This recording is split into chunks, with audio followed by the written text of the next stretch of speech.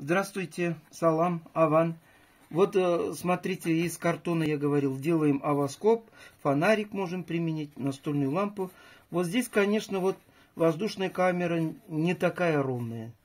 Не такая ровная, но все равно курочка должна быть. Она вот яйцо, как этот, не петух, курица.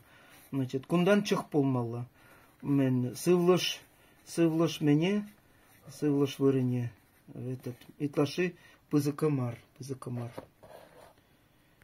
Вот здесь, видите, сразу наружнее этот налет есть. Но воздушная камера вот хорошая. Воздушная камера хорошая. Поближе возьми. И этот.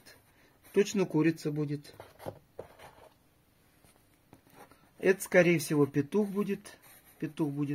Но, ага, воздушная камера. И воздушная камера посередине должна быть.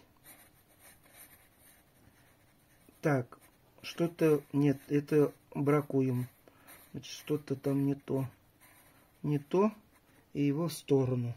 Вот поэтому инкубационные яйца, они намного дороже получаются. Намного дороже. Выбирать надо. Вот здесь вот доминант. Доминант, хотя вот оно вроде этот, воздушная камера хорошая.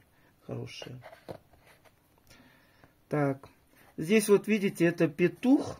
Видите, какие линии?